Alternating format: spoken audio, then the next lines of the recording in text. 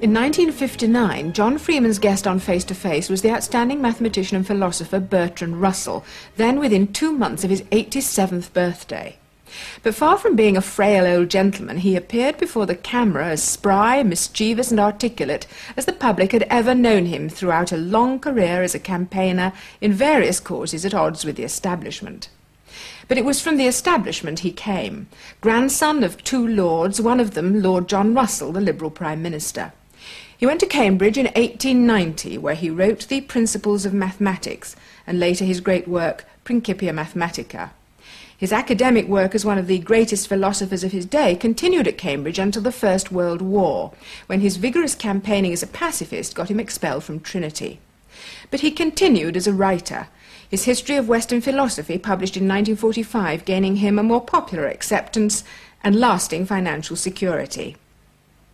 Russell, a late Victorian, was an early crusader for free love, in revolt against the humbug and hypocrisy of much of Edwardian life, a freedom exemplified unashamedly in his own private life. After teaching in America, he returned to Britain in triumph after World War II, was given the Order of Merit in 1949, and won the Nobel Prize for Literature in 1950.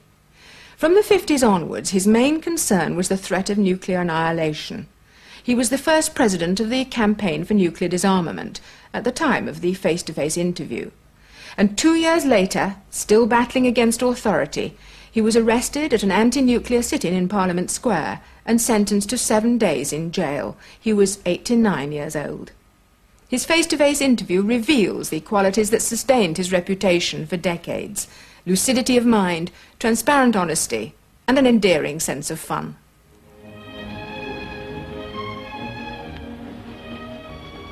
By the death of the third Earl Russell, or Bertrand Russell as he preferred to call himself, at the age of 90, a link with a very distant past is severed. His grandfather, Lord John Russell, the Victorian Prime Minister, visited Napoleon in Elba.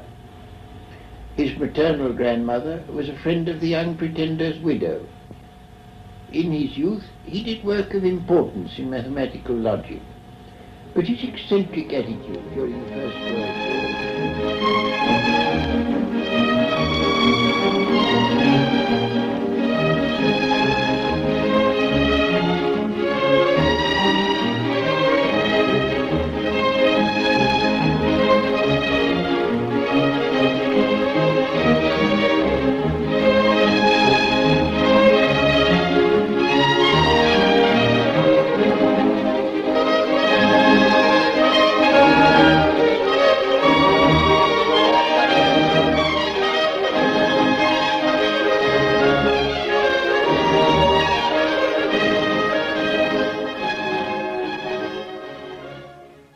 Second World War, he took no public part, having escaped to a neutral country just before its outbreak.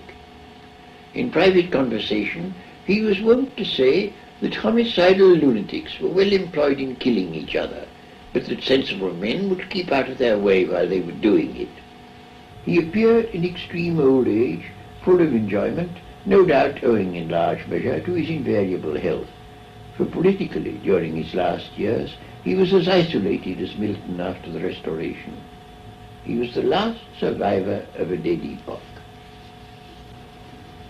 That I wrote in 1937, a year before the Second World War began, as a prophecy of what I thought the Times would say about me when I died.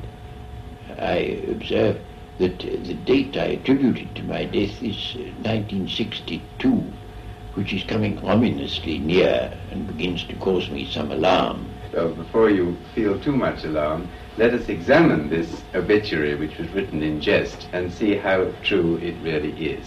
To start with, let's go back to the distant past.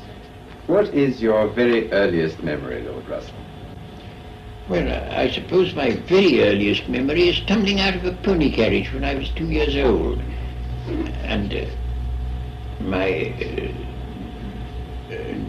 earliest at all vivid memories are of arriving at the house of my grandparents, Pembroke Lodge in Richmond Park, after the death of my father, who died when I was 3.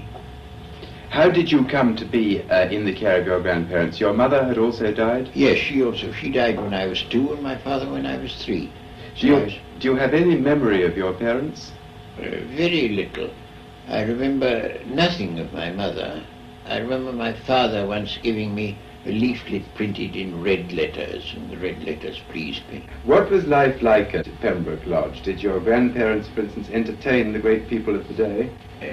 Yes, not very much. My grandfather was already an invalid. He could only get about in a bath chair. He died when I was 6. My grandmother survived for a long time till after I was married, but she lived in semi-retirement. We saw a lot of distinguished people, especially literary people. Your grandfather had been a politician in his day, as your father. My grandfather, yes, my grandfather was twice Prime Minister. My father was in Parliament for a very brief period. Did you meet the great and famous who used to come to visit, or were you shut away in the nursery? Oh, I used to meet them, yes. Who especially impressed you at that age? Well, I think Mr. Gladstone especially impressed me.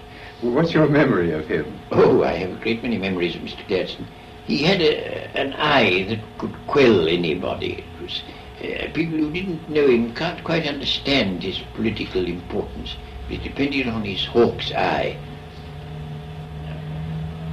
My most painful recollection of him is when I was 17 and very, very shy, and he came to stay with my people, and I was the only male in the family.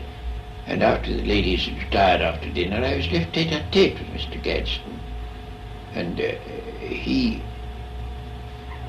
didn't do anything to alleviate my shyness. He made only one remark. He said, "This is very good port they've given me, but why have they given it me in a claret glass?" And I didn't know the answer. Turning to your occupations as a child, what were the first books that impressed you? For instance, were you interested in history, in fairy stories, in adventure, or what? Oh, I was always very much interested in history, very much. Fairy stories when I was younger, yes. And I regret to say that I liked Hans Andersen much better than Grimm. I don't now, but I did then, very much better. I read Hans Andersen's fairy tales over and over again when I was young. Were you always a skeptic from small childhood, or did you believe in the conventions of Oh, the I fairy tale? wasn't a skeptic when I was very young, no.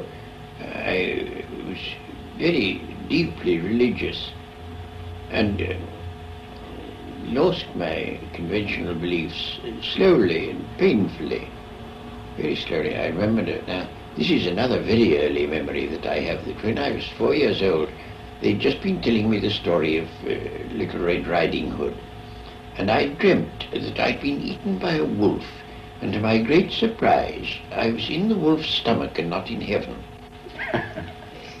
This was the beginning, perhaps, of skepticism. Yes. Tell me, did you say your prayers when you were a child? Oh, yes. When did you cease doing that? Oh, I suppose when I was about 12 or 13. Were you made to say them before that? Well, yes, I was made to at first, but I went on after I'd stopped being made to. Yes. Will you tell me what experience it was that gave you your first intuition about skepticism when you were a child? Well, I suppose you might say the time when I tried to catch an angel. They told me when I was an infant that angels watched round my bed while I slept. And I'd seen pictures of angels, and I thought I should very much like to see one. But I supposed that the moment I opened my eyes, they fled away. So I thought, well, next time I wake up, I won't open my eyes, and they won't know. And I did so, and I made a grab thinking I should catch an angel, but I didn't. Do you think now, looking back, that there's any really unfortunate legacy that you carried out of your childhood? I do. I mean,